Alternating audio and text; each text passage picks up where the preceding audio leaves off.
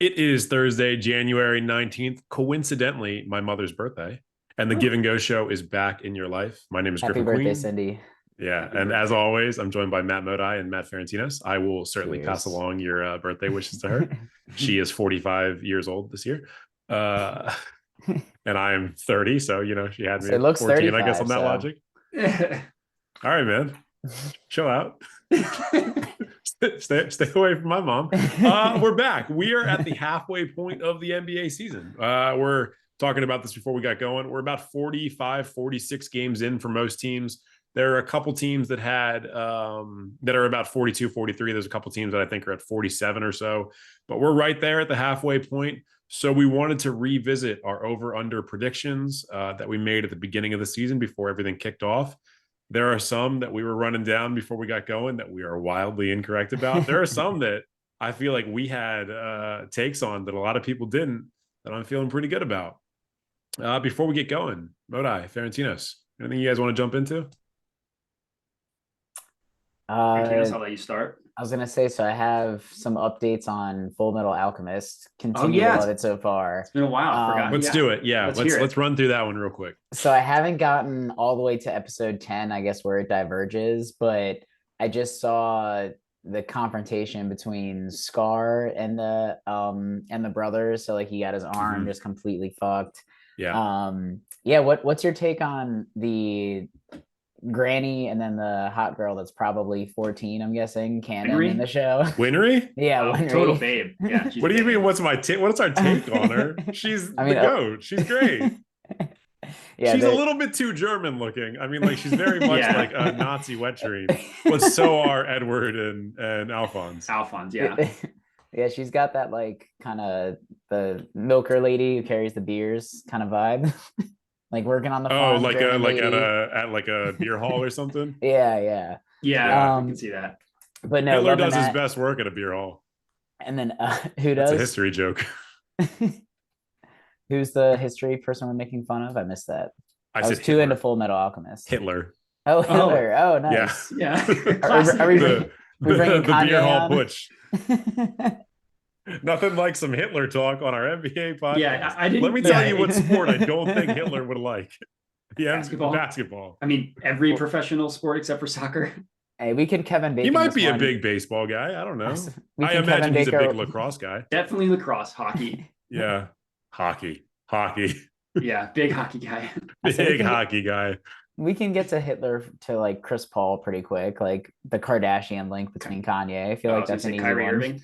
There was a Kyrie, long that's period of another time. one. There was like years on NBA Twitter and NBA Reddit where they referred to James Harden as Hitler.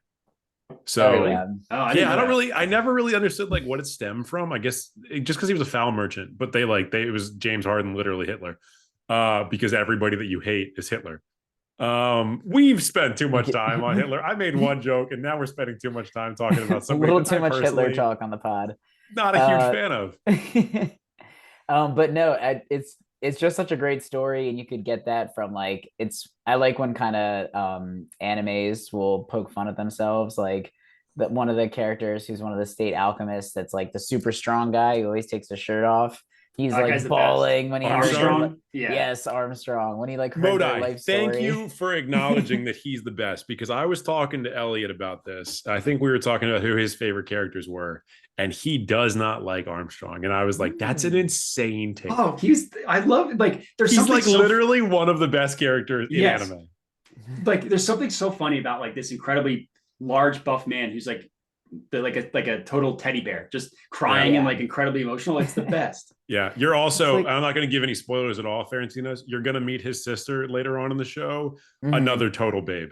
Oh, nice. DSL's just insane. DSL. Just an insane smoke. Armstrong's sister. Yeah, Oh man, and like they're all about a family that passes down like techniques and stuff. I bet she's They got are, some like yeah. great techniques passed down. What kind Sure. of what kind of techniques? Great. Yeah.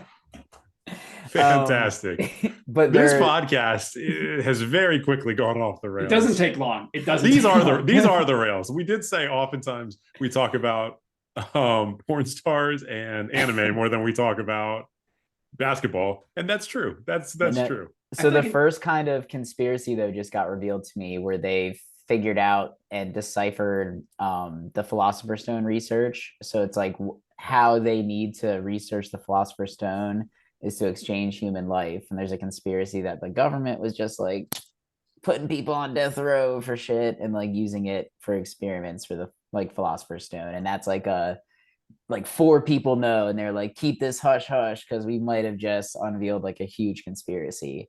That's what the So government I'm really does, excited dude. to see where that Yeah, it's goes. just- Yeah, that's not even third Shout eye out- baby. That's not even Shout Andy out like to Kyrie. when the U.S. government gave tens of thousands of black men across this country syphilis. And yeah, I mean, like I had mentioned, I mean, we're not going to get too political. Let's just not even get political. We don't need to. It's just like, look, the thing about Fullmetal Alchemist, particularly Brotherhood, very entertaining show. Much like Attack on Titan, tons of real world parallels that are very, Mhm. very intentional. Like they're obviously it's not to detract from the entertainment, but like they know what they're talking about. It's Yeah, incredible. Yeah, it's incredible Yeah. writing. Yeah. but just excited to see where the layers go. And then Mythic Quest season 3, I finally caught up. Loved it. Oh, is that out? I actually Yeah. didn't I know have that not was out. watched season 3 yet. It is I- fantastic. I highly recommend. Oh, I need to watch it. I love And this first two. Caitlin Olsen writes maybe my favorite episode where they do like a Ion and Poppy as kids. So kinda I like- was going to ask about that. I had talked to Yeah. Thomas when he was in town last week. I said, do they do an episode that's a flashback for somebody? Because every episode they've done, or every season they've done that, yeah. always ends up being the best episode. The Mhm. one with Um, like the couple that made the game, like Dark Death, Yeah, whatever. Dark Yeah. White Oh, Death. Such a good episode. That episode was One of the phenomenal. best episodes of television that I Yeah. can remember. Yeah, phenomenal. Yeah, really, really good. And honestly, the season 2 one with Oh, what's the his name as a writer. younger man? CW was so CW good, played by the guy yes. from Silicon Valley. His name I'm gonna Yeah, blank on. But Another yeah, really good episode. Another That good was a one. really, two-parter that I really, really loved. good. I wish they would just do that. Honestly, like I Just like have Mythic flashbacks. Quest, but like the actual main plot, I'm like, you can't figure out what kind of show you want to be. Like, are you a comedy? Are you a drama? Are you a workplace? Like every kind of everyday kind of thing. They never seem like they like nail the tone, and then they do these flashback episodes, and I'm like, these are episodes that win awards. Like these are incredible. We need one on Ricky Cricket, whoever the guy's character, David, I think. Oh, David. I need yeah. that guy's David, background. so season 3 he really shines. Like they do kind of like what you were saying, Griffin. They're trying to figure out what they're doing. I think what they're doing is they like shift and put different people in different groups together. Like it seems like Sure. one episode they all kind of interact with each other and have those things. And yeah, David is incredible. He like shines this season and takes on like a lot of the he's just hilarious. Like everything he does. Which makes me wish he had like more parts in Sunny because I feel like as just a regular guy to bounce stuff off of, like he would have been perfect to have around. I'm pretty sure he's one of the primary. he is one of the primary main writers. writers, I Yeah. think. Yeah. So good, excellent. All right, got to start that soon. Yeah, me too. Modai, anything, Fantastic. anything that you've No, been nothing- jumping into? Nothing new in the anime. I did just beat the second Kingdom Hearts yeah, literally last brother. night, Nice. which I will My say personal favorite. I did see so did you play anything in between Kingdom Hearts 1 and 2, or did you just play like I one? played Chain of Memories. Okay, because so I as a kid just played 1 and then 2. Yeah, And I like remember I didn't really like Kingdom Hearts 2 because I didn't understand what was going on. sure. I also didn't like how when you're in the worlds, it was much more like linear. There was no like adventuring or being confused at where to go. And I kind of liked just like exploring different parts of the worlds. Sure. So I didn't like it when I first played it. And this was the first time I had replayed it. Now that I understood the story, I think I said this last week. I actually was like, oh, this is actually really good. I actually really much Yeah. enjoy this. And I also the different like forms I never played the first time. Right, Which was incredible. which is a huge part of it. Is huge part, yeah. unlocking all the different Keyblade forms. Yeah. Which I think might have been why I liked it so much because I was like, I'm gonna get 100% completion on this game Yeah. when it was on PS2 back then. And I think I don't know if I got to 100%, but I was close. And I put a lot of hours into that game to get all those Well, forms. To get the ultimate weapon takes forever. Yeah, it's a lot of work. Yeah. So, anyways, then now the next one is Birth by or no, is it Birth by Sleep? The one where you play like with the 3 old, like it's like the first The one. ones like the original Keyblade holders. Yeah, that's Yeah. the next one. That's the next one that I'm playing. Which I don't know if you remember really Actually- quickly. We'll jump into it. They had a trailer that came. If you beat Kingdom Hearts 2 and you got like the perfect ending or whatever, Mhm. it had a trailer for Birth by Sleep, but nobody Yeah. knew what Birth by Sleep was yet. And so that was like the only theatrical trailer for a Kingdom Hearts game for a long time. And people thought it was for Kingdom Hearts 3, but like as a prequel. And it's like the coolest fucking trailer ever. Like they're in this like graveyard of Keyblades or whatever, Keyblades, and the yeah. three of them are taking on one of the dumb villains with an X in his name. And it's just like, it was like, as a 13-year-old, I was like, this is the coolest thing I've ever seen in my life. Like, this is the greatest trailer I've ever seen. I never saw that. I don't think because I think you have to beat it on like hard mode, right? In order to Yeah. get that trailer. Yeah. I Like I said, I put a lot of time into that game. I was not that good of a video game. I'm still not really that good. Yeah. But yeah, I've never played Birth by Sleep, so this will be the first time, so it'll be fun. I don't remember whether or not people actually loved the game, but the trailer that came out before it was sick. So I would definitely recommend watching that if you haven't seen it. I did last night when I beat, because I did beat it on hard. I think Yeah. if I remember correctly, in terms of just ratings, I think Birth by Sleep was the highest of the non like core Kingdom Hearts, like not including 1 and 2. I think Birth by Sleep was the highest rated, if I remember correctly. Yeah, 3's not up there. People do not like 3. 3 sucked. I haven't played 3. I heard that there's like barely any Final Fantasy characters in there. It's all Disney. Spider-Man kind of 3 kills wasn't it for that me. good. No, What'd the you third say? isn't always. I said Spider-Man 3 wasn't that good. I personally true. didn't like Toy Story 3 that much. Oh, So that's Revenge bad of the game. Sith is the best Star Wars prequel. Yeah, That's true. And Toy Story, Return of the we- King won all the awards for the Return of the- I don't know if that was Lord the of best, but Rings it's trilogy. still- Return of the King won all the awards because it was kind of like a lifetime achievement award for all Yeah. 3 of them. Yeah. If you were gonna do like actual like, if you were gonna do like awards based on the best movie, it's Fellowship. If you're gonna do awards based on probably like set pieces and like costume design and all that, it's probably Two Towers. yeah. Return of Fellowship's the my King is the favorite. worst of the 3 of them, but it's a culmination, I guess. But I don't want to just breeze past. Toy Story 3 was phenomenal. How can you not like Toy Story 3? I wasn't like I haven't seen it. Oh, so good. so. I like, refuse to watch it. they just had the because, funny like, scene why? in like the incinerator, and then like just the way it ended, I was like, it was just very cringy. I love Toy Story 4. I love like where Oh, they see, went with the story I'm in the Toy opposite, Story I think. 4. I didn't like the Oh. fourth one. Oh, the third one, I like the end when he was just like playing his toys or whatever. I was like, dude, what's going on? I'm pretty sure Like, Toy Story 3 got like 100% on Rotten Tomatoes. Yeah, Yeah, apparently I'm a it's an hater. incredible movie. And I understand like logically that it's an incredible movie. We talked about this, I think, on an early list night episode. I refused to watch Toy Story 3 when it came out because I think Andy and I were, and us, like the 3 of us, I think we're very similar to him in like the age they have for him. age, yeah. Yeah. I think he's supposed to have graduated high school like 2009 to 2011, something like that. And that was when we were graduating high school.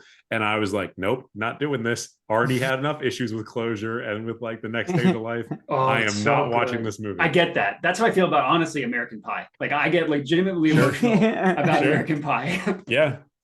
I feel like there's probably a lot of end of high school, early college movies that if I were to go back to and watch now, I'd probably get a lot more sad than I did when I watched Yeah. them, like when they I came get- out. Because I'd be I- like, this part of my life doesn't exist anymore. Yeah. So Stifler's mom is popping up everywhere now too. Yeah. Yeah. She's having a comeback.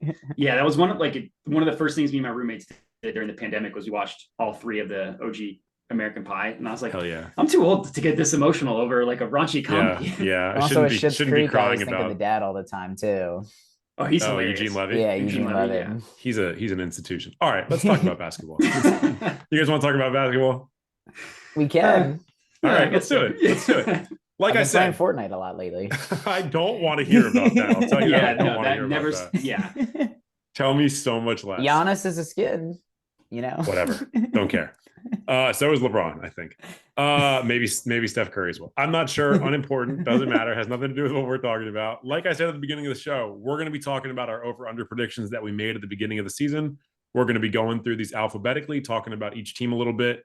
If you want to go back and revisit those over/under episodes, you can do so. They're on our channel. We had, I think, 4 episodes where we went through one half of each conference over the course of 4 episodes. You can also visit our Instagram page and find the graphics that we put together for those over-unders in case you're curious where we landed on all these things, but we will also talk about them during this episode.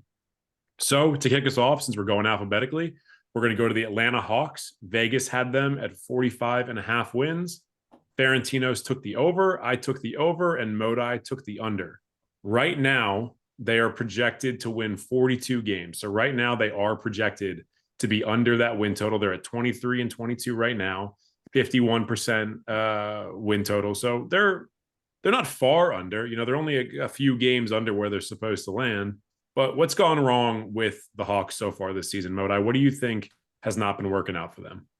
Yeah, I mean, to me, it was like this is one of the ones that I correctly predicted, and why my prediction was correct. And I just didn't think that Trae Young and DeJounte Murray would mesh well, especially offensively. And we talked a lot about in a previous episode the idea of playing off ball and how Trae Young has like really not. I mean, neither of them, but I think Trae Young probably worse just because he's more ball dominant, and he's also like just shorter, so he needs to be he needs to move more on the perimeter and stuff, which he doesn't do. So to me, it's just like it's that. And then I also think Nate McMillan is just living off of that playoff run a couple years ago. And I think he's like a Doc Rivers type coach where it's like no new ideas. He's just going to run the same thing over and over again. And he wore out his welcome in Indiana. I never really thought he was a good coach.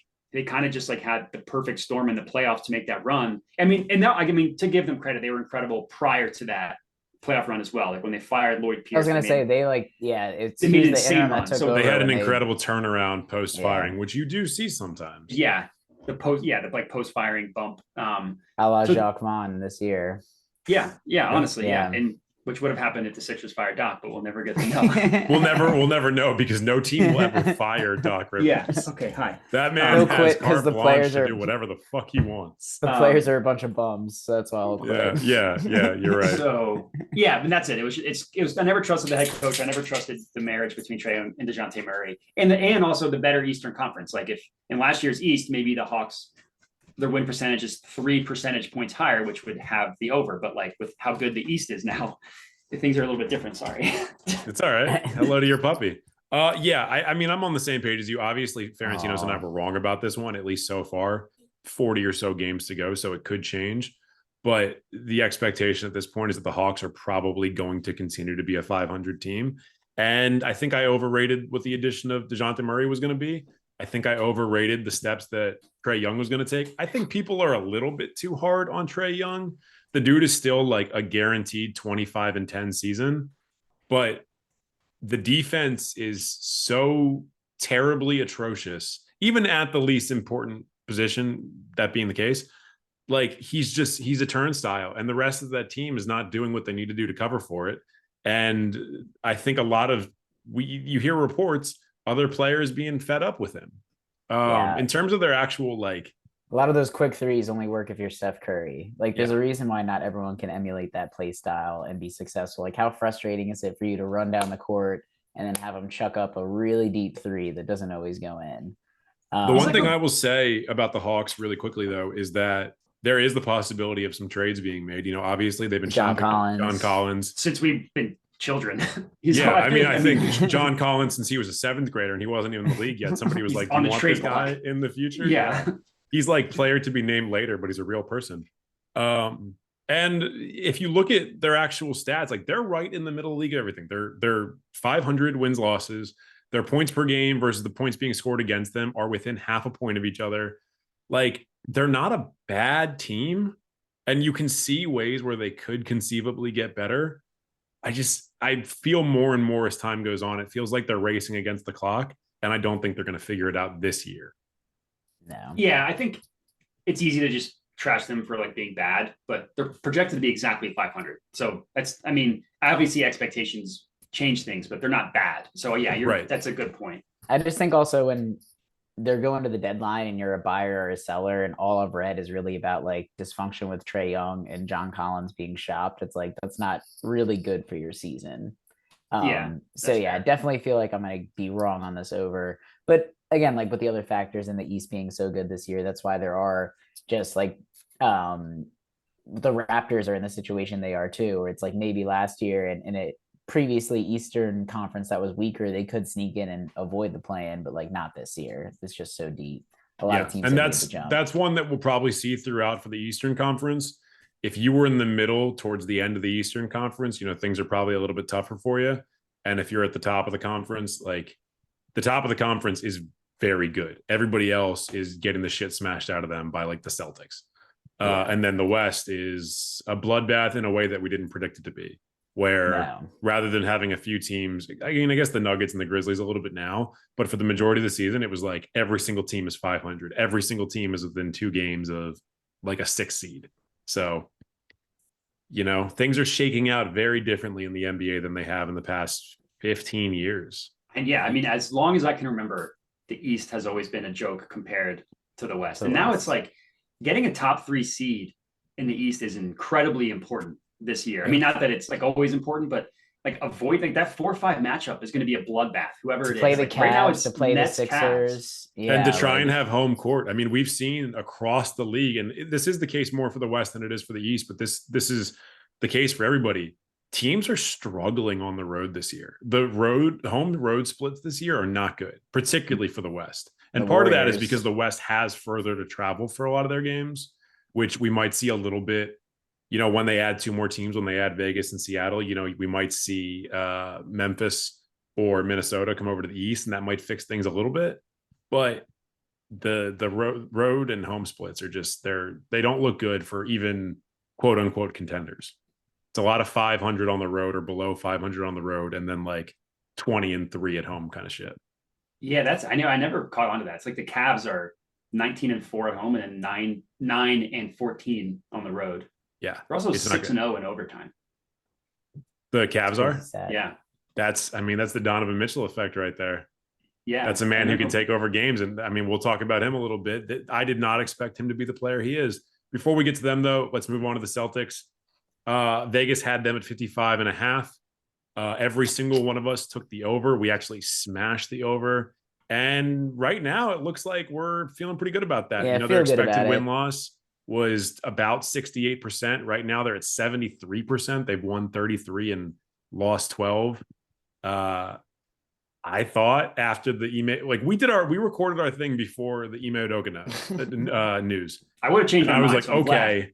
Yeah, I was like, all right, this is going to be a 500 team. Nope, wrong, incorrect. This team is incredible. I don't even know where the flaw is on this Celtics roster. Ferentinos, what's going on with the Celtics?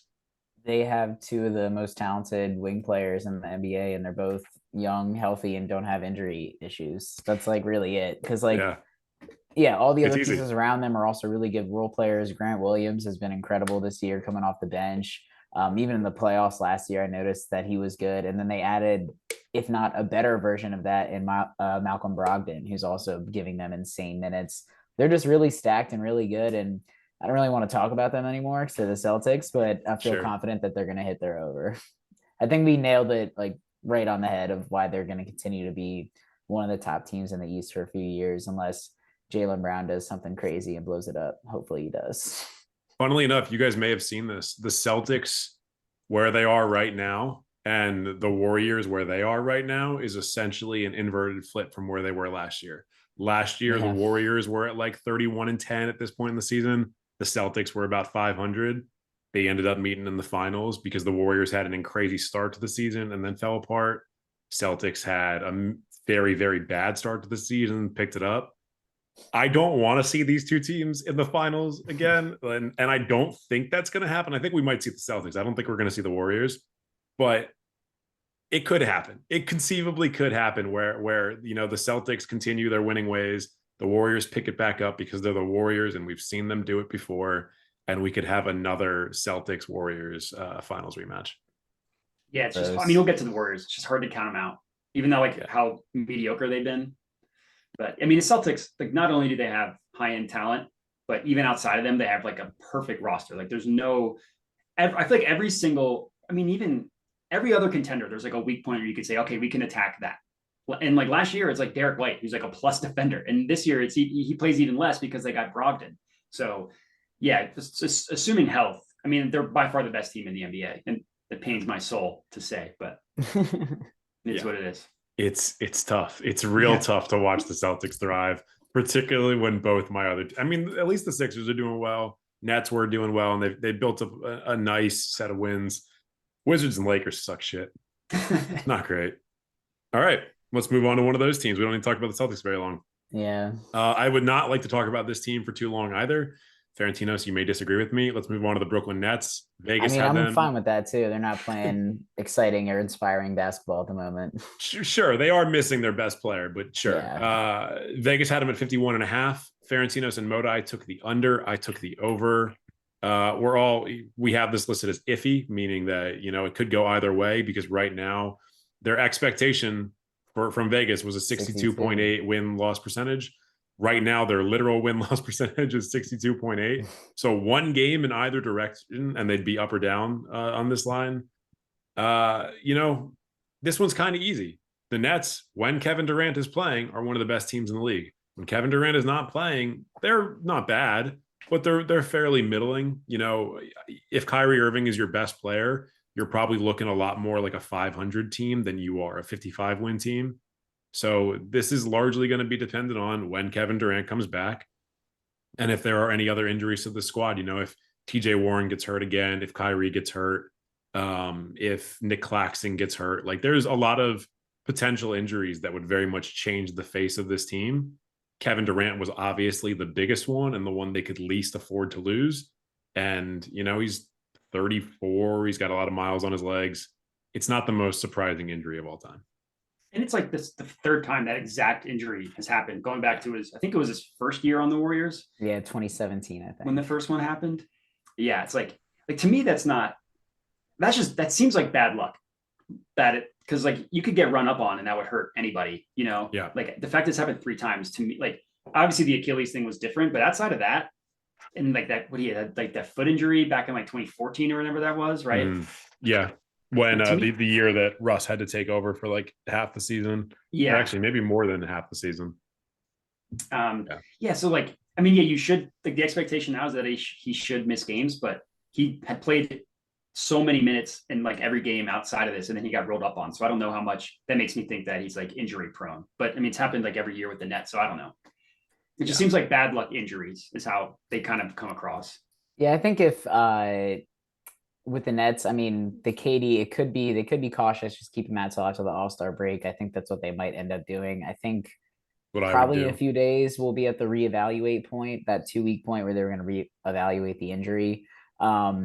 It's just, I think it's really, we can't really hinge on Ben Simmons stepping up in that time too. Like he literally didn't have Kyrie and he was the guy to bring up the ball and run the offense. And he still had like 8 points, 7 rebounds, and like 8 assists or something, where it's 2 shots in the second half, like just not even trying to be aggressive.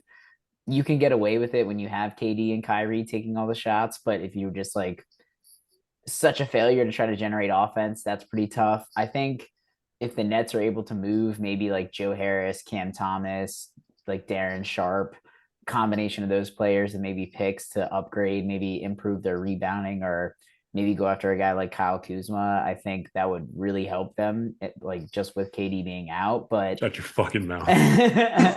Shut your fucking mouth. That's the only way I see him going over. Unfortunately, I just see them being extra cautious with KD. They've been cautious with TJ Warren when it comes to minutes restrictions too. I think that they're playing well with Jacque Vaughn, but the idea of like rest and just surviving till the playoffs, I think that's kind of a league-wide thing. People are a lot more cautious now with injuries, I think. So that's why I'm kind of feeling confident about the under, although it is extremely close. And they've definitely exceeded my expectations, like with KD healthy. I'm pretty excited to watch this team, and I think they have a really good shot to go to the Eastern Conference Finals. And we had said with the Nets, when we talked about it originally, we were like, they might be under their 51.5 win total, and they still might be like a top 4 threat to go to the finals, just because they might take off regular season games, just like we've seen in years past from the Bucks or the Heat or the Warriors or other Lakers teams. Like some of these guys just don't get engaged in the regular season anymore. And that's fine. You know, it doesn't mean they're not a contender. It just means, you know, they're going to rest guys down the stretch. Yeah, I could see KD not playing like a back-to-back to finish the year. And truthfully, they shouldn't, because KD, you can slot into any of their lineups and he'll make it work, because despite being their best scorer and their most impactful player, he does not need to be a super high usage player. Mm-hmm. Whereas everybody else on the team needs to have a little bit more continuity and a little bit more like coherent plays set for them. KD, just set him in a lineup, let him work, and he's going to make things happen. Yeah. The only comment I'll make is, they'll be safe with him, but they can't really do what they did last year, because, I mean, obviously the injury, I don't know how much that was him being safe versus him just needing that time, but the reason, like him and Kyrie were just dead at the end of the year. Like that Celtics series, their legs were dead because they needed, like right now they're the 4 seed. If they drop to like the 7 seed, which I'm not saying is likely, but you have to avoid what happened last year, where they needed to basically have them play every minute of every game to end the Mhm. year. Can't And lose then- 10 in a row right now. And they've Yeah, already lost exactly. like 3, I think. So they got to start getting wins, especially Yeah. against the injured, crippled Suns team tonight. Like, Yeah, need to like, get on that. they have 3.5 games on the Heat and the Knicks. So I'm not saying that they're like in risk of that. I'm just saying you could look up in March and they're 2 games behind the 6 seed, and they're like, well, we can't just keep resting our players because we can't Sure. have what happened last year. Is all. And I mean, there's also, there's some luck on their side. We ended up, I said we weren't going to talk about the Nets. We are talking about the Nets. The Bucks have been heavily injured. The Heat have been heavily injured. The Hawks had some issues. There's a number of teams in the East that are, quote unquote, good teams that have had serious injury problems that are allowing the Nets to kind of that buffer that they built up in wins. They can rest guys longer than I think they otherwise would have been able to. So if they do want to rest KD until the All-Star break, they can get away with it. They might drop to the 6, 7, or 8 seed, but they should be able to get that back after the All-Star break because he is going to go out of his way to try and stack some wins and get home court advantage. Yeah, they need to tread water. They need to not do what they did last year. Like if they can tread water, they'll be fine. Like go 4-6, go 5-5. If you can go 6-4 in a 10-game stretch, but you don't need to win 9 of 10 or something. Yeah, like the Sixers missed Harden and Maxey for like a month collectively almost at the same time. Embiid's missed a lot of games, and like they weren't great. They treaded water. Now that they're all back, now they've made their run. So the Nets can probably do something similar. Yeah. All right, let's move on to the Charlotte Hornets. We were all correct on this one. Vegas had them at 37.5, and I wish that we had all just put so much fucking money on this. Bet the mortgage on that. So the thing with Vegas, I think when we recorded the episode, I don't think LaMelo hadn't been hurt, and I don't know if Hayward. Bridges been playing, though. Not Bridges. I think the Bridges thing happened. Had it already happened? I couldn't remember if they had already suspended him or not. I think the incident happened over the summer, and that it was like, I don't know. I think it was kind of early in free agency too. Yeah, so it's like the LaMelo injury, obviously a major factor. Although at this point we should probably just consider injuries from the balls to be consistent. Yeah, this team maybe sucks. It's the shoes. They're really bad. They were at 37.5 right now, which is a 45.7% win percentage. Right now they're at 26% win percentage. They're 12-34. They would have to go on a run of all runs basically to just hit their win total. I don't see it happening. I don't think there's that much we need to say about the Hornets. They're not good. Yeah, they're terrible. Yeah, they suck. All right, excellent. I'm glad we're on the same page about that. To the Bulls. The Bulls. All right, let's go to the Bulls. A little bit more confusing of a team, but one that is also not good. Ferentinos and I both had the over. Vegas had them at 44.5. Modi, the intelligent one of us, had them the under. Right now, they're 4 games below 500. So Vegas had the over-under at just 2 games above 500. They're 20-24 right now. They're not wildly below their win prediction, but I just don't really see any way that this team gets better. They've had so many injuries early in the season. There's clearly cohesion issues with some of their star players. Vooch is not getting better, and he's not really a quote-unquote winning basketball player. Levine apparently wants out. Lonzo is going to miss the entire season and still can't walk correctly. Caruso's had his injuries. Like, DeRozan's going to get traded. Where do the Bulls go from here? Like, the Bulls blow it up at the deadline? Is that kind of where we're at on this one? They should. I don't know if they will. Yeah. I mean, like, Levine just signed the Brad Beal Supermax, and now he wants to get traded. It's like, and I get it. Like, you get your money and you figure it out later. But it's kind of like, dude, you signed like a zillion year contract for $1 zillion. Like, would you expect? Yeah. So, with half of the good players on your team. Vooch is 30 or pushing 30. Lonzo's an injury risk. Caruso's an injury risk. DeRozan is in his 30s. Like, you signed that to be the main guy on this team. And now immediately after signing it, you don't want to be on the team anymore. Yeah, he just wanted his what do you money. expect the team to do? And I was listening to Jeff Van Gundy, I think, on the low post, and he was talking about why he likes the Grizzlies so much. And it's like everyone kind of knows their roles, and it seems like they played together for so long. Like the Kings also, like, they have a lot of talent, and it can be tough with guys who want more of a role to like kind of accept like a role player thing, but like they just play with such good cohesion. I feel like the Bulls have like all of the problems with that, where it's like the names sound good, but the chemistry issues are just there. And then especially because they have a lot of aging stars and have injuries to deal with, that doesn't really help either. They're just kind of a mess. Like I would they blow suck. it up if I was them. Yeah. Yeah, they should. Speaking of the low post, just a quick tangent. Bill Simmons is insufferable. I mean, that guy is an absolute chore to listen to because they do these like home and homes, and I listened to the Zach Lowe part. I think the last Yeah. one was a Simmons episode, and then Oh the my Vin God. Gundy And it was- after. Yeah. they're talking Simmons about Simmons has very clearly lost his fastball. Basically, since he stopped writing, he's not Yeah. who he used to be. they talked about the Western Conference All-Stars, and within 5 minutes he was. And I swear his kink is talking about Embiid getting traded to the Knicks. Any chance he gets, he will talk about Embiid getting traded to the Knicks. And like, I'm not saying that it's impossible. Talk about how much Harden sucked, I think. Well, that part I'm okay with. Actually, I agree with him. But like, Yeah, and I'm sure not that saying Modai's on the same page as that. yeah. But like, and Embiid being the next disgruntled star is a path you can see happening, which is fine. But to like 10 minutes into a Western Conference All-Star, be like, hold on, let me get a bottle of lotion. Okay, so Embiid went to the Knicks, and then every point he could possibly make, he brings up the Celtics. Every second of Everything he does is in comparison to his favorite Celtics teams or my God. current Celtics teams. Like It is. it's how that Yacht Rock and his favorite movies from the 80s and 90s are how he like engages with the world. And it's, if you like it, I'm sure it's great. I If it used was to a- like it a lot more.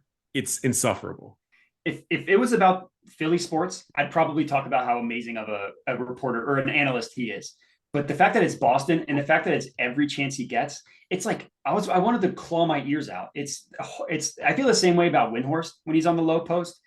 Windhorst just like refuses to say it and make a point about anything ever because the aggregators are going to use the quotes of the words that he says. The And aggregators, God yeah. forbid someone takes Yeah. a word that he says and then uses it. So like I think Yeah. he's insufferable, but the Simmons thing was just like recent, so it was fresh on my mind. Oh my God, I was like, I mean, I love Zach Lowe, but I was like, I just can't listen to this. It's horrible. So, Yeah. anyways, I Used feel to better listen now. to Bill Simmons a lot more. Do not really anymore. I was Yeah. listening to Ryan Rusciello was on Pardon My Take though. Did a basketball. Say his name breakdown. again. Rusciello. Is that it? Russillo. Russillo. You're Russillo? making it real. You're making it real Italian and complicated. Rusciello. He's great. I like Russillo a lot. But I love was- Russillo. He's got a lot of issues. He's maybe my favorite sportscaster, like favorite voice in sports. The guy needs to He's- like take a break from sports for a little bit and like get married. He does have some issues. That's probably what He's makes him very so good at clearly his job. depressed. Let's call it what it is. He's very clearly depressed. But he gives great takes. He has great takes, and he always gives both sides of a take, which That's what- some yeah. people hate, but I love it. That's what I appreciate about it. Yeah. All right, let's anyways. move on from the Bulls. Let's get over to the Cavs. Vegas had them at 46.5. Every one of us took the over. We smashed this one. We smashed this Yeah. one with a ton of H's. We were like, this Cavs team is potentially a finals contender. And lo and behold, they're potentially a finals contender. Right now, they're 28-18, 61% win or 61, yeah, Fourth seed. 61% win percentage.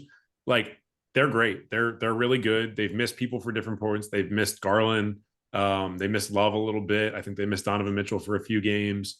They have so many talented players on this team that they're seemingly able to do anything. Ricky Rubio is coming back soon, and Ricky Rubio is going to be the He was third so good on point that guard team in their last year. order. He was so helpful, yeah. Yeah, like if Ricky Rubio is your backup to your backup at point guard, who else has that kind of point guard like availability? Like that's incredible. You could lose Garland for 20 games, and Ricky Rubio is going to come in and take care of things. Like you're good, you're chilling. You're going to win 60 games. They might win 60.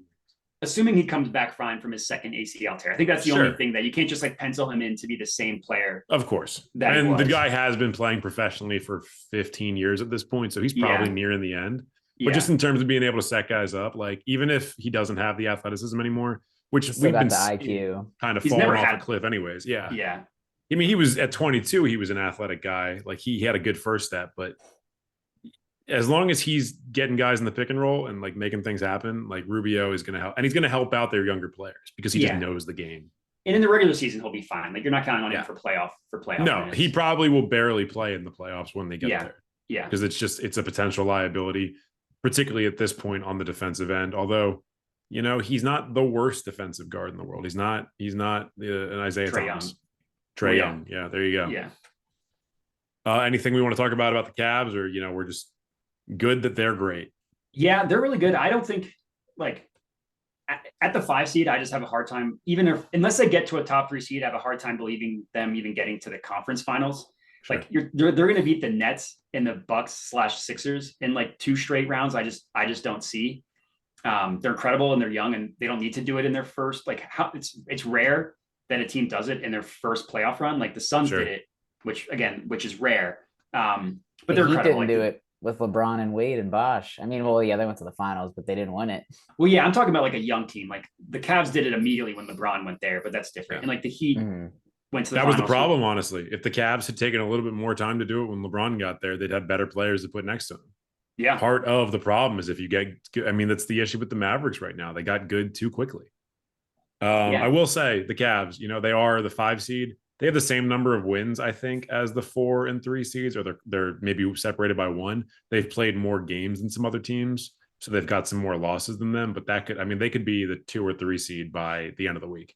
Correct. They're a game and a half back from the 2 seeds. So I'm not saying that like they're set in stone. I'm just saying in order for them to even think about making a run, they have to be I mean, I think that for any of those 5 teams, whoever gets the 4-5, I can't see winning 3 playoff rounds. So it's not mutually exclusive to the Cavs. Yeah. It's just to have to go through that juggernaut compared to one of the top seeds getting a warm up, like a layup, and then not having to go 7 games. Because I think no matter what, the 4 or 5 seed, if they don't go 7, they're going to be like really hard fought wins, and it's just going to exhaust them. Yeah. Imagine playing one of those teams or playing the Knicks. Like it's not even close. Yeah. The Knicks. Very confusing team. A team that I still can't wrap my head around. Let's move on to the Mavericks. Vegas, had them at 48.5. Ferentinos, you took the over. Modi and I took the under. 48.5 would have them at about 60% win. Right now they're at 52. Ferentinos, where'd you go wrong on this one? What's happening with the Mavs? Why are they not winning what you thought they'd win? I mean, it's like Luka said, he wants more around him and more help. I think we thought the addition of like a Christian Wood and, just Luka continuing to take another step would be enough for the Mavs to get it done. And clearly the loss of Jalen Brunson has impacted them more than we thought would either, or as well. Like the other guys around him just haven't stepped up. Dinwiddie hasn't like really stepped up to be that number 2 guy. It's still really just all Luka, and it's taking all Luka to beat like the Spurs. And like I feel like a lot of his efforts and his miraculous wins where he's put up like 50-point triple doubles have been against garbage teams. So they're definitely struggling. Did you see that Mark Cuban like hugely denied the story that Luka has asked for more help? Oh, really? He came out. I don't know if there's a more insecure owner in the NBA than Mark Cuban, and the fact that he feels he needs, like, Mark Cuban in 2010, I was like, this is a really good owner. Mark Cuban in 2023, I'm just like, shut the fuck up, dude. Like, he cares too much. Like, he needs to step away. These other teams have gotten so much better at like the owners removing themselves from decisions and letting their GMs cook. And yet Mark Cuban feels like he is the GM, and he feels like he is the coach, and he feels like he is a player. And it's like, you don't need to be engaged in this every day, dude. Like, you're one of the only billionaires on earth whose net worth is not increasing. Go focus on your money. Hey, maybe it's a Dallas thing. Maybe it's a Dallas thing. That's true. Maybe Dallas attracts that type. I don't know. I think Jerry Jones probably a little bit better with his money than Mark Cuban is. Oh, but every time the Cowboys score, they have to go to the off. I feel like I've seen Jerry Jones's grandson grow up by watching football, because like watch him in the box, just getting a little bit bigger. He literally has a balding spot now, and I'm like, oh my god. Well, I've walked by Jerry Jones in like the hallway of Eagles Stadium. Really? My uncle used to work for GE, and they would get a suite for every Eagles game, and he would take me and my cousin like once a year. And one game we went to the Cowboys, and the suite was like next to Jerry Jones. So when we were walking to our suite, he walked by us just with 2 monster security guards next to him. I was scared to make eye contact with Jerry Jones. Could have just been NFL players.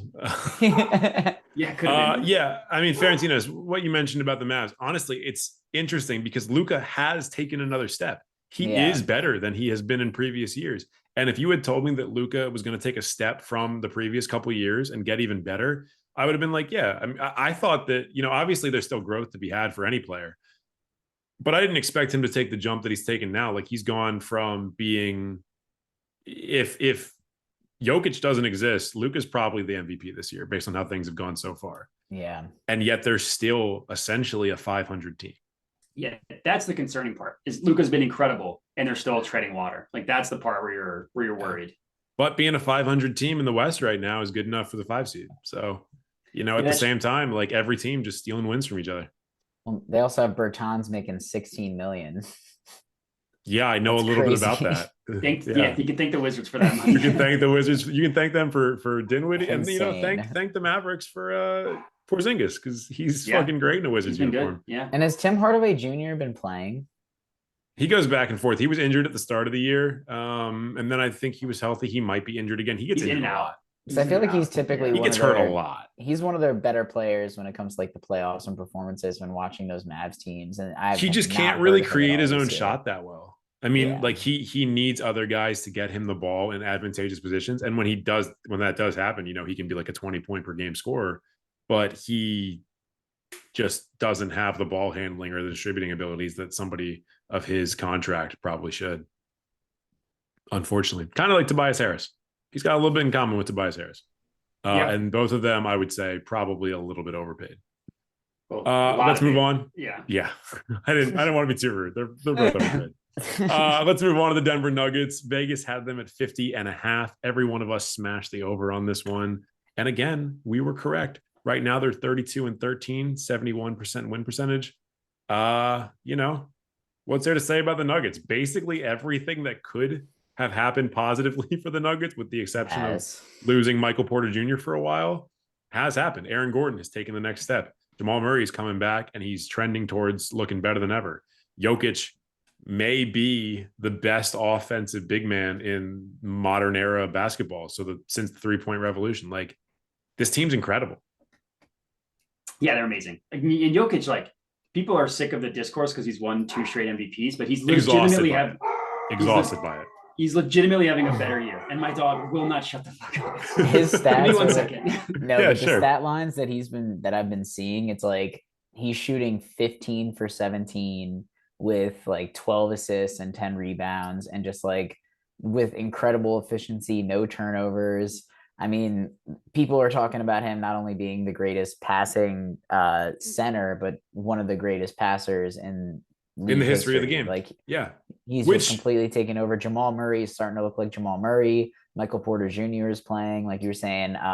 Aaron Gordon is starting to cut to the basket because he knows that he's going to get the pass. Like he's not just. They have great chemistry. Aaron Gordon and Jokic just have like sixth sense chemistry with each other. And to the point about him being a great passing center, usually you say great passing center and you mean it a little bit as like a backhanded compliment because just you don't see that. Just like for them to have any vision at all is like a huge you don't expect it. But because like Mason he's Plumlee, a center, I'm like, wow, that was a nice pass. Mason Plumlee was really good when Mason Plumlee was backing up Jokic. I thought he was one of the best backups he could have. Because he's a center, it's one of the things that unlocks his game because he can see over everybody and he's whipping these bullet passes over the heads of guards. Like if you get hit by a Jokic pass, you're going to the hospital because he's throwing this stuff at face level. And he sees things like 2 steps, like 2 plays before they happen, which is what makes him so impressive. Yeah, he's amazing. Yeah, he's incredible. I don't think we'll have time, so I'll just get briefly into my what are we doing here. Sure. I feel like I hate the discourse that you have to be either an Embiid guy or a Jokic guy. I hate that you have to say.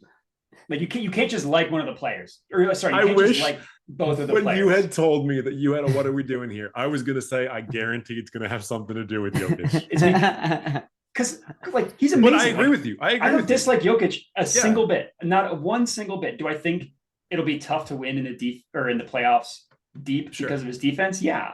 But like you're telling me there's not concerns about Embiid deep in the playoffs? Like I think that's Embiid has been insane, by the way, just to cut you off. Like I've been seeing his stat lines too. Because I was saying, Moda, when you stepped away for a second, like Jokic has been putting up like 15 for 17 shooting, just like insane efficiency. But recently I've been seeing like Embiid with 40-point triple-double. Like the past 3-4 games, he's like completely taken over. They just beat the Clippers last night, I think, in a pretty big game by Embiid where he stepped up. Like I feel like it's not getting talked enough just how amazing like Embiid has also been this year.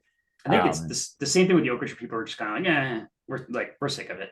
Well, I mean, this is, in a way, it's kind of the big man's version of what happened between Westbrook and Harden for a number of years, from like 2015 to 2018 or so, when they were competing for MVPs with each other. And when one of them was on the Rockets and one of them was on the Thunder, and they had super contentious playoff matchups, they had super contentious regular season matchups. And no matter who won the MVP on a year where one of them won, somebody felt like the other one should win. You're seeing the same thing a little bit with Embiid and Jokic. Obviously, it's just like everything else on the internet, more toxic that with every passing year. But that's just like discourse. Like everyone is just becoming incredibly toxic about all their opinions. Like everyone is just, I'm right, you're wrong, and if you disagree with me, go fuck yourself. Yeah, like I think Embiid should have won it last year. Does that mean it's like a travesty that he didn't? Absolutely not. Like Jokic and Giannis would have been fine people to have won the MVP. I just hate that it's become like, it's like politics. Like you have to be aggressively on one side. Sure. And you can't, and like the Sixers fans who people, if they even think or hear someone think that Jokic would be better in the playoffs than Embiid, like everything else equal, they like scoff and think that's the dumbest thing anybody's ever said. It's like, no, he's like maybe the best offensive big man that's ever lived. Like it genuinely confuses me. Kind of like it confuses me when people like shit on their team rivals and like they're not even a good team. Like if you're a Lakers fan and you say the Celtics are not a good team, okay, so then why have the Lakers lost to them as many times as they have, or vice versa? Like it's the whole, you shouldn't go out of your way to be like big upping your opponents, but you need to acknowledge that they are talented and they're good and they're skilled and that they deserve the praise they get, or else you make your guy look worse. Because if you're an Embiid fan, and I say an Embiid fan, not a Sixers fan or a basketball fan, but if you're specifically an Embiid fan and you try and detract from Jokic and the fact that he has 2 straight MVPs and he might win a third one, okay, what does that say about Embiid that he's not winning these then? You're saying that he's not good. That's dumb. Yeah. That's a bad take. Both of these guys are incredible. If it comes down to a game of inches, yeah, one guy's going to win, and it might end up being the same guy a few times. That doesn't mean the other guy is not deserving. It just means only one guy can win. I know. And it's another thing that's I find insufferable is just the fact that you have to be so aggressively one-sided. And I feel like, I don't know this about it. I can't remember this. I guess like maybe I just wasn't online as much because I don't really remember the Westbrook Harden like the same way. But I can't think of another way where it's 2 players, I guess because they played the same position and they were both 1-2 an MVP for 2 years in a row, where it's so much of like I guess it's like Jordan and LeBron, I guess at this point, but that's 2 eras. So it's kind of a different thing, but yeah. I think it was 2017 when Westbrook won. And it was Westbrook and Harden, and it was like 95% of basketball fans just tearing each other to pieces. And then Kawhi Leonard was having one of the most like offensively efficient seasons of all time, while not playing the best defense ever, but still playing like at the like one of the best wing defenders in the league still. And 5% of fans were like, yeah, this guy should get MVP. And there's a lot of stats to support that Kawhi Leonard should have been the one to win that MVP, and he got like 3rd place by a mile. Yeah, I thought it wasn't part of that discussion. It was one of these 2 guards is going to win it. I thought that should have been Harden. Like if Russell Westbrook averaged 9.9 rebounds, then Harden probably wins the MVP. But people were like so enamored, and that was the first time someone had done it in forever. And if he doesn't hit like 3 game winners to close out the season, I honestly think there was like a 3-game stretch, one of which I think might have been against the Nuggets, where Russ had like, where he had like 40, 10 and 5 and 10, and he hit literal game winners to win the games. And people were like, okay, like we can't not give him the MVP now. Yeah. And it was Durant's first year when he left. So it was like a perfect storm of giving it to Westbrook, but yeah. I don't know if we're going to get through all these because we're at almost an hour in. So I think what we should try and do is get through the next 5. Yeah, we'll get through half. So we've got the Pistons through the Lakers left to go? Yes. Okay. Next up, Detroit Pistons. Vegas had them at 27.5. Every single one of us took the under. We smashed the under. That would have been a 33% win percentage. Looking good. They're at 25 now. Yeah, I've got a buddy, my buddy Ian, who you may have seen me interact with on Twitter, who said that they were going to be a 40-win team and that they were going to be were going to be a playoff team. And I was like, I will bet you money right now that they're not even going to come close to that. And right now they have 12 wins and they're missing Cade Cunningham. Well, I'll say Cade's shut down. Yeah. So they're in the Wembanyama sweepstakes. If this team wins 22 games, I'm going to be surprised. If they win 10 games for the next 40 games this season, I'm going to be surprised. Will you eat Yeah, a not sock? good. They're horrible. They're absolutely horrible. Yeah, They're just real a bad. train wreck. I will say our smashes 5-0 on our smash plays so far. Are we? Yeah. Well, there's one coming up that we are. That's not why I said. gonna- That's why I said right now. I'm Stop glad the you got count. ahead of it before the end of the episode. We'll get to them in a few. Not too much to talk about the Pistons. You know, they're the Pistons, and they've got a lot of young talent. I will say that they've got a lot of young talent. They're going to make Ivy some is fun trades. to They're going to watch. figure things out. Yeah. It's I just like not this year. Durant. Yeah, Jalen yeah. Durant, They've Jaden Ivey. You know, They're kinda like they've got talented players. a Kane worse- Cunningham, when he comes back next year, probably going to go back to being a very, very talented guard who has a lot of size on a lot of other guards and the kind of guy you want leading your team. Yeah, They intentionally rested him this season. He didn't need to sit the whole season. they need a creative head coach. Like I'm assuming Dwayne Casey's just a fall guy who's going to get fired, and then for someone else to be good. But they need a creative head coach to kind of harness, kind of like what the Grizzlies have with Taylor Jenkins, like someone who's I don't know if Taylor Jenkins is young, but he seems like a young creative coach, someone kind of like that mold. Yeah, maybe. As long as they don't get like I just don't want them to get an also ran, like a guy that already did it for other teams. I don't want them to get like a Doc Rivers. The Or retread, even like there's guys like Ty Lue that I wouldn't want them to get because it's just not a roster built for his strengths. Like get a guy in his mid 30s, early 40s to grow with the team. who can Yeah. grow with the team. Yeah, Tyler not needs a somebody that's set in their championship ways. team. Do not, and I know they're gonna fucking do this shit. Do not make an offer to Tom Thibodeau. I know they're gonna fucking make an offer when he leaves the Knicks. Do not do that. That sounds like a perfect fit, though. It's not because people are like, oh no, defensive intensity, but it's like defensive intensity at the cost of all of your knees. Knicks, Like, Bulls, Pistons. If you want what do to they all continue in to have, common? if you want to have continually working knees, do not have Tom Thibodeau as your coach. And like some sort of creativity on offense, like you're running Yeah. something different.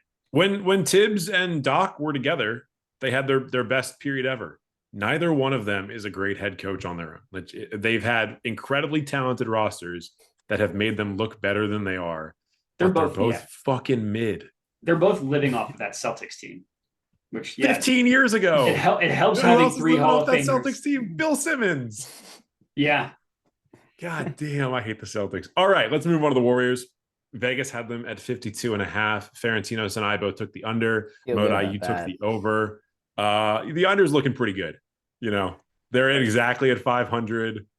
They would have to really pick up the wins for the rest of the season. They could. We've seen them yeah. do it before. I don't think it's going to happen this year. I think they're probably going to be a fucking tough out in the playoffs. I do not see them being a 52.5 win regular season team. Just because I- the West is so competitive too, I think That it'll might be be it. hard to get there. like I guess Curry was hurt, so that's part of it. But when he was healthy, he was incredible. Yep. Draymond had a slow start, has been like sneakily really good this year. Like Clay's coming on. Like if you just didn't look at the record and just like looked at the discourse and like the stats and stuff, you would think that they're having like another Celtics 32 and 13 Sure. season or whatever. But like Jordan Poole struggled. None of the young players have really stepped up at all. Kaminga What's the deal hasn't. with- Moody What's the deal with hasn't. Wiggins again?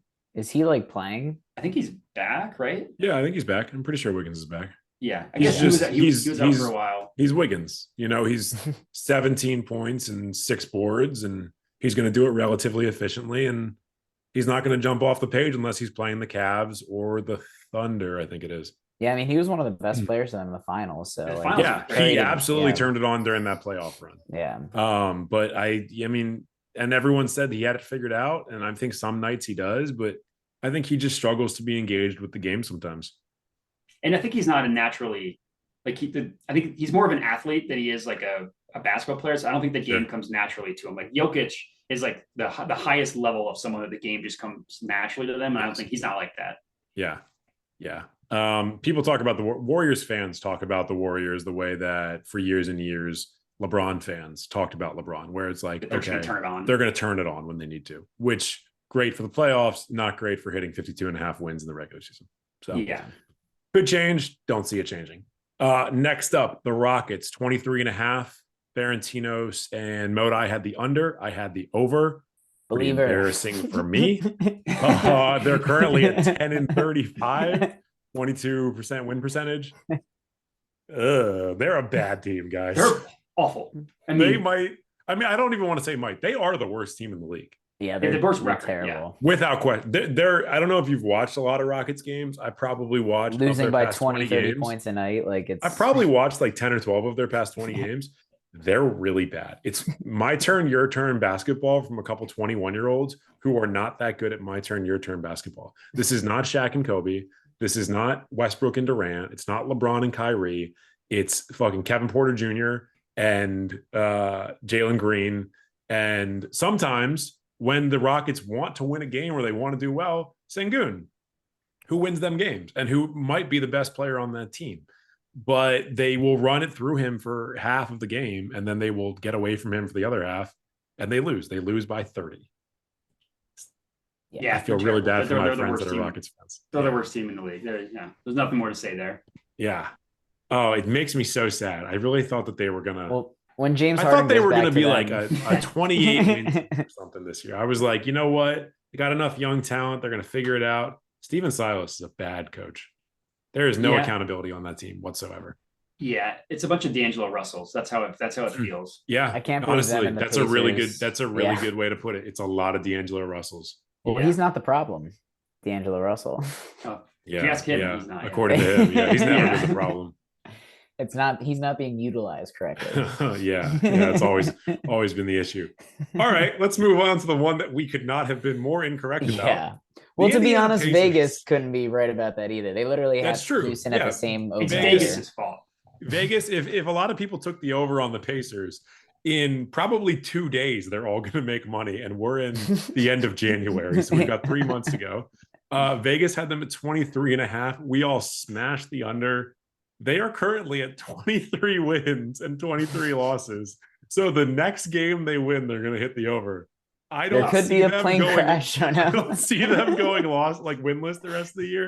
There could be a plane crash. Honestly, if there's a plane crash, their G League team is probably still going to win one game. You're gonna win at least one game. Yeah. Delete They're this gonna episode do if it for there's a their plane friends that crash. died in the plane crash. Yeah, like they're gonna dedicate a game to that, and the other team is gonna forfeit.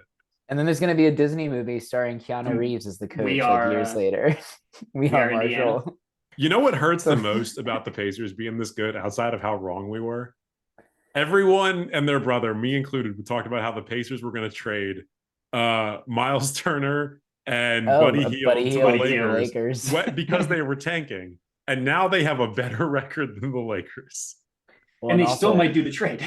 They still might do the trade. Yeah, it's fucking killing me. another elbow Oh. to the Wizards, your team East, the Tyrese Halliburton quote where he's like, I thought they were going to draft me, like, Yep. and he's looking sensational for the Pacers. That's a big Um, part of it, is that he yeah. is, I think he might be the assist leader in the league right now. At think least he per had game. I think stats- he's doing like 10.5 per game. We talked about with inflation and stuff how it's crazy, but he had Yeah. the same stats as Steve Nash's MVP year. Like he is He's playing like a insane. less athletic John Wall right now.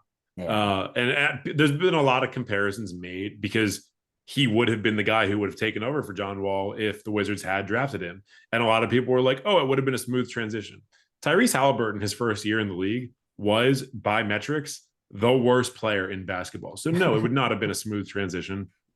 But he's also developed. He probably should have won Most Improved Player last year. Ja Morant? He's going to be an all-star. Yeah, fuck that.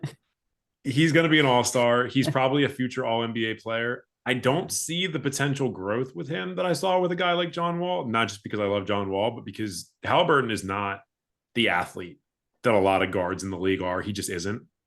But, as long as he continues to stay smart and play within himself, he's going to have a lot of all-star selections to his name. He's gonna got be a an funky incredible jumper player too. for Yeah. 15 years. He's like one of those Yeah. people. Yeah. And that's the other thing. Because he doesn't rely on his athleticism, he's probably going to age better than a lot of them. Yeah. He's better than I thought because his jump shot is disgusting looking. I never think Yeah. it's going to go in when he shoots. So it's like Yeah. Lonzo Ball, but worse. Yeah. Like it's like early Lonzo. Which You was see someone just in- a yeah. travesty. Oh, If you God. see someone pull up at the gym, you're just like, what is going on? I'm And it throwing just up, yeah, I'm swishes throwing- every Yeah. time. I'm Yeah, throwing your up. elbow is like broken in front of your face. Like, Yeah, what are we he's- doing? he's Who gonna would tear a ever ligament. teach you to shoot like this? Yeah, that's let's- what Go I don't ahead. understand. Like at some point you get incredibly good at basketball and you have coaches who know what they're doing and he's still shooting like that.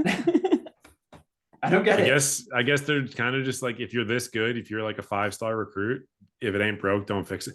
I mean, admittedly, it is broke, but like if it is still scoring against high school and college players, like how are you going to justify changing it if the kid doesn't want to change it and their parents don't want to change it? Like, I get it. Like Sean But Marion. it's also because like AAU ball is not about development. It's about getting these guys as many wins as possible and getting hoop mixtapes. Like you probably saw Austin Rivers talk about hoop mixtapes the other day and how everyone has a mixtape now. And it used to be something that you had to like earn.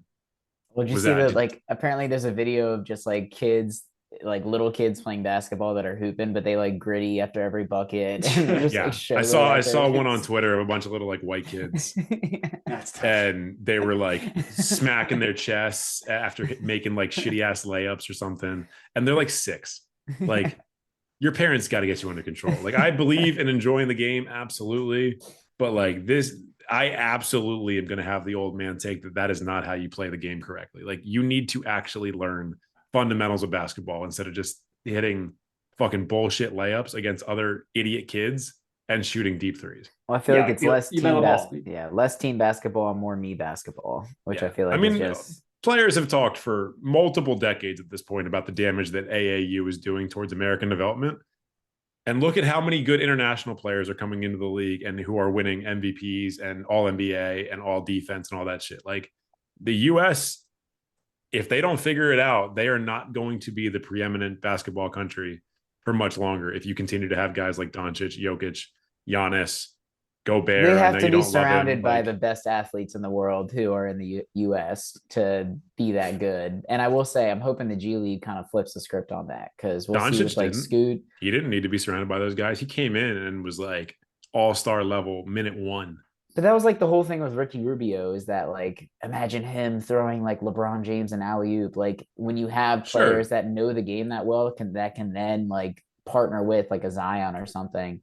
I think that helps, but they've been playing with like grown men. So I think they always knew how to adapt and play with like bigger players, more mature players, professional basketball. Like Jokic and Luka are both so young, but the amount of years they played pro ball compared to other guys similar to their age, they've had a few more years experience. So I think that's like where I think, let our guys go to the G League and like have an actual established league there, instead of just making it be college. Like, let them play with adults. Why did LeBron have to finish high school?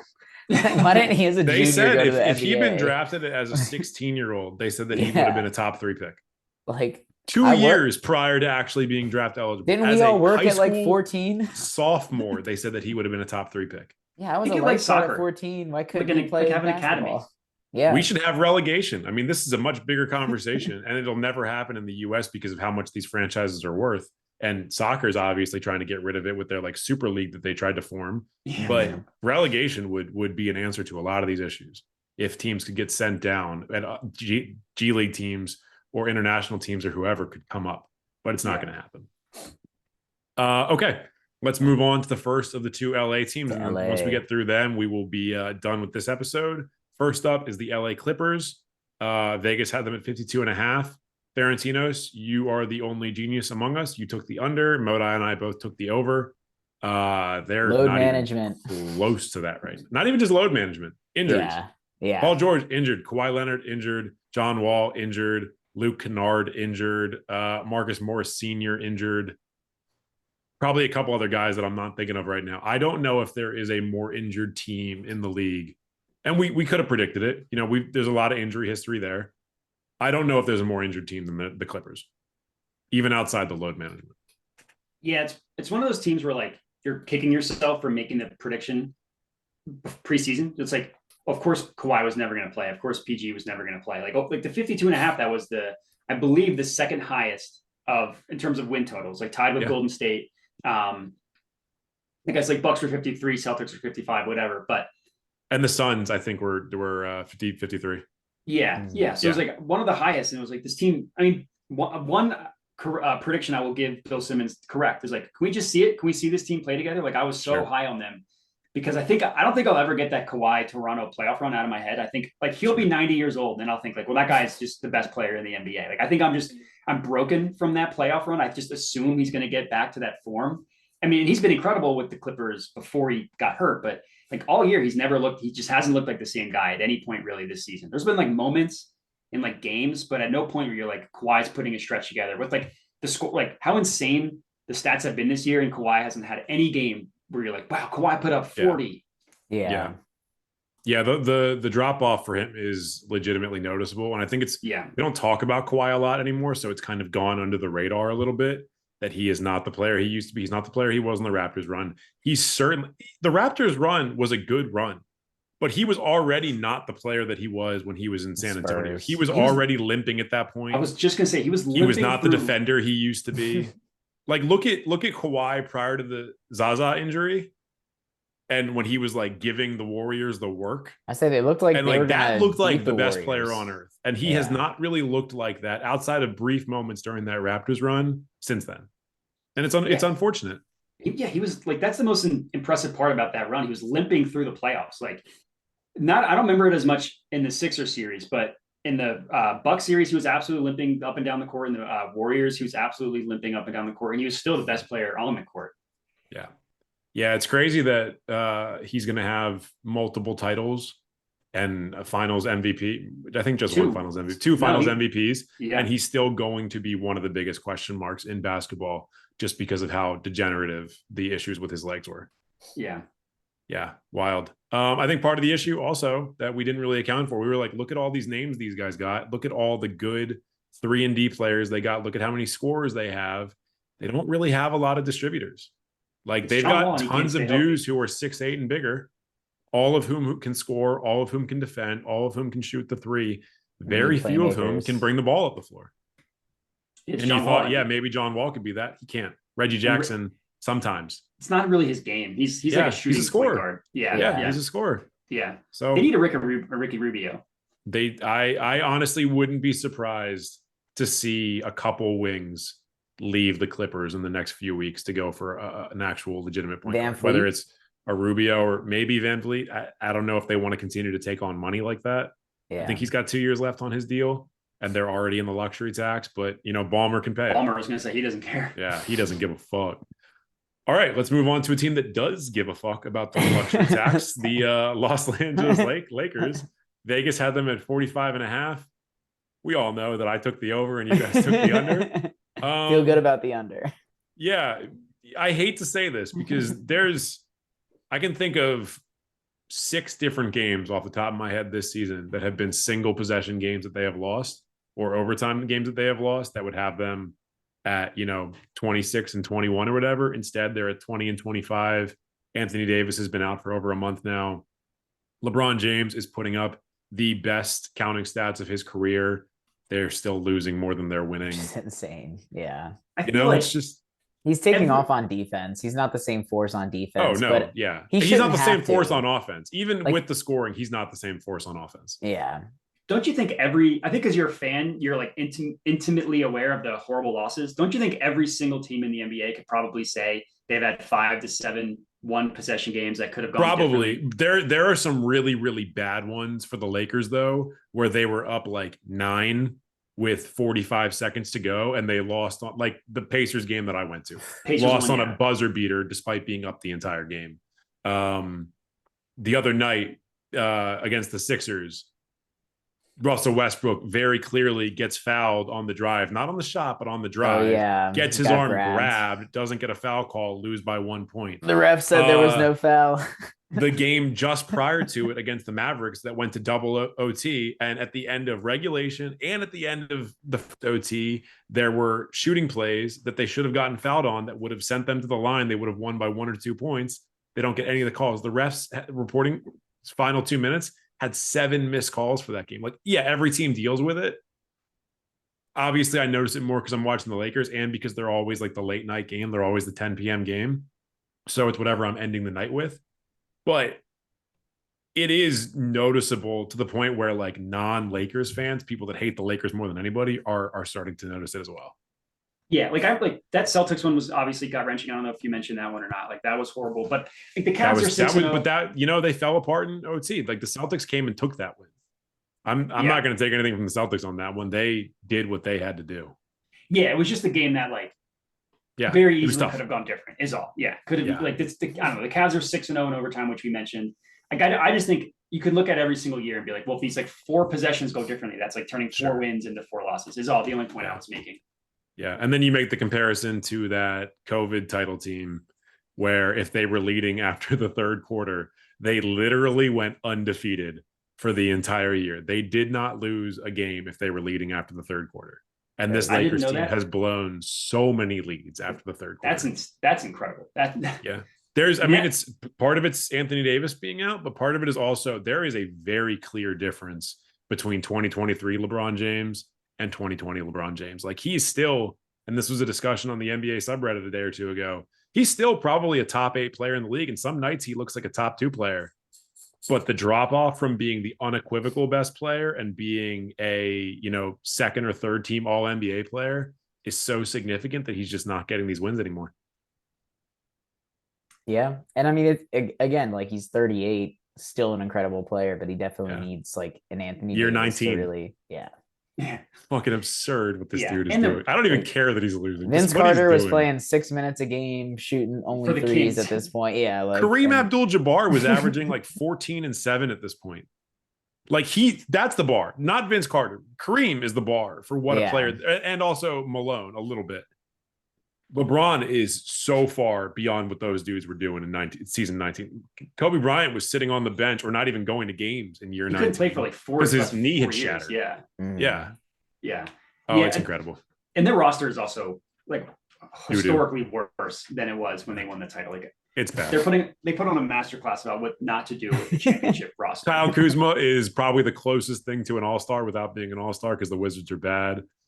Caruso is the most impactful defender on the Bulls. KCP is like KCP is the best three-point shooter on the what Nuggets. every team needs. Yeah, the Russ trade is going to go down in infamy for one of the worst trades ever. And On par Dwight with- Howard is the best player in Taiwan right now. Yeah, former Sixer, Dwight Howard. Yeah. He'll be back. He'll be back at the trade deadline. Yeah, he will. He'll be back in February. All right. Maybe this weekend, maybe the beginning of next week, we will do the other 15 teams in the league. Yeah, that's it. Like us on YouTube. Just Subscribe. like us. My brain is fried just from doing 15 teams. I can't believe I thought we were going to do all 30. I should have thought we were going to talk as much as we did. Make sure you're following us on Twitter. Make sure you're following us on Instagram. We do not use our TikTok, but make sure you follow us there as well. And if you enjoyed the episode, comment below.